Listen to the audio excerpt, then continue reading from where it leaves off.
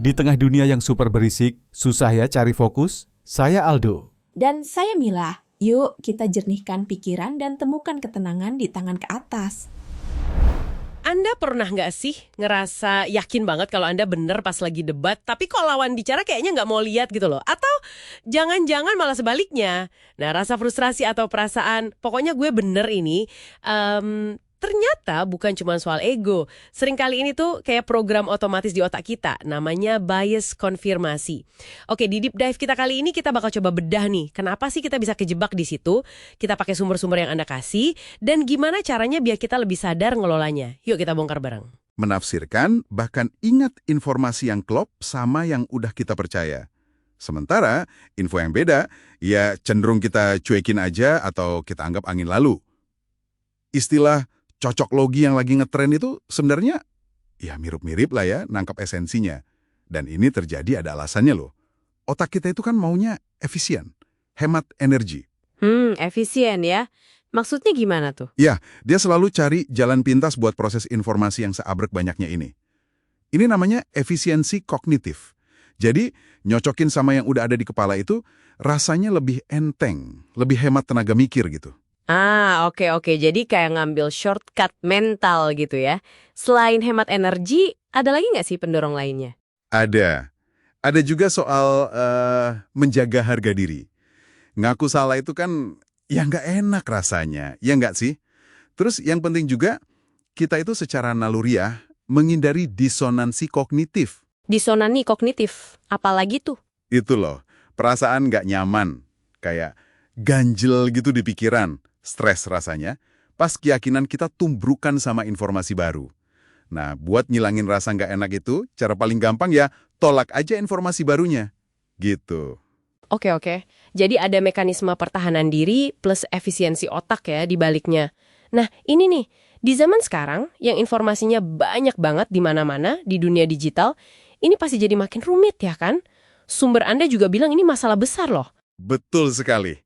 Era digital ini, wah, bisa dibilang kayak pupuk subur buat bias konfirmasi.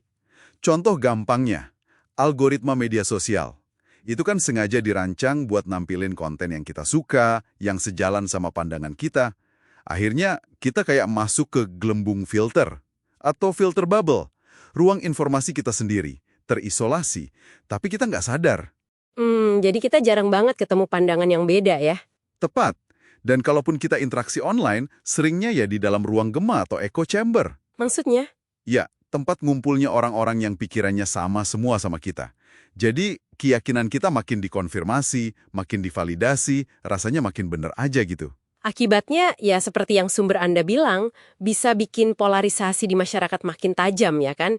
Diskusi sehat jadi susah, terus hoax juga jadi gampang banget nyebarnya. Iya, itu sisi negatifnya yang kelihatan jelas. Tapi ada sisi lain yang menarik juga dari sumber-sumber ini.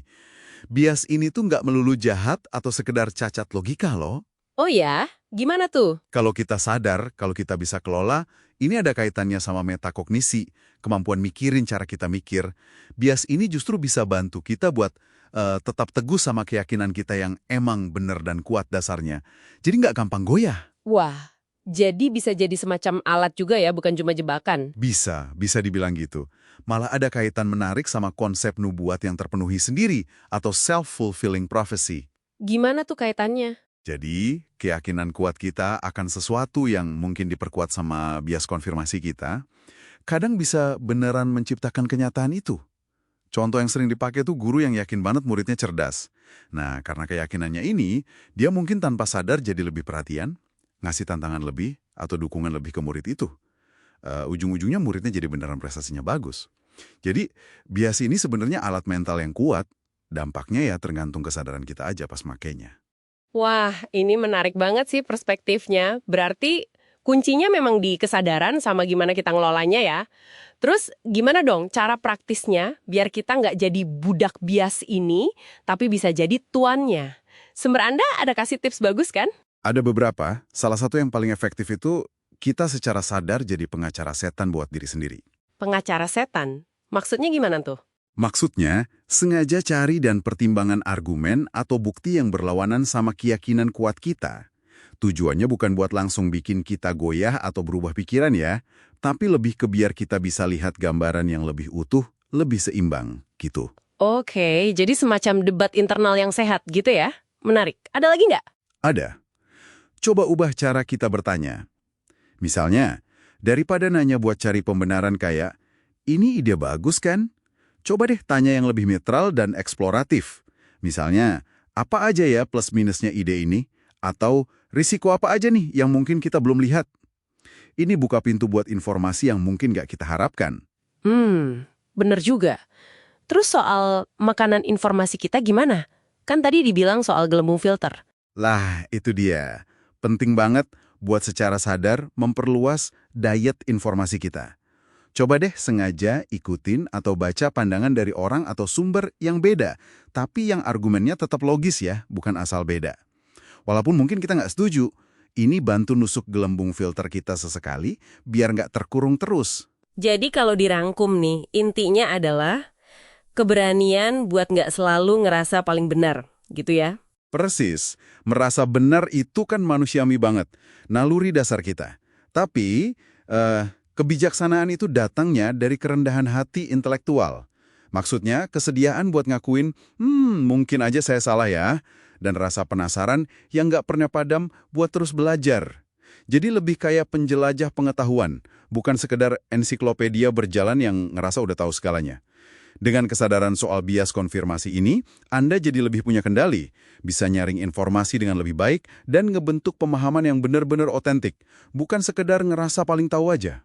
Nah, ini dia nih sebagai pemikiran penutup buat Anda bawa pulang dari deep dive kita kali ini. Setelah Anda sekarang lebih sadar nih tentang gimana bias konfirmasi ini bekerja di diri Anda, kira-kira gimana kesadaran baru ini bakal ngubah cara Anda ngelihat atau bereaksi sama potongan informasi berikutnya yang Anda temui hari ini? Sesuatu buat direnungkan ya.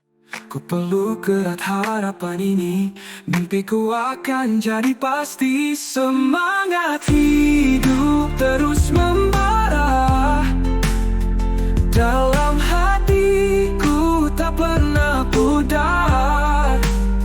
Harapan menyala bagai bintang, kemenangan itu pasti datang.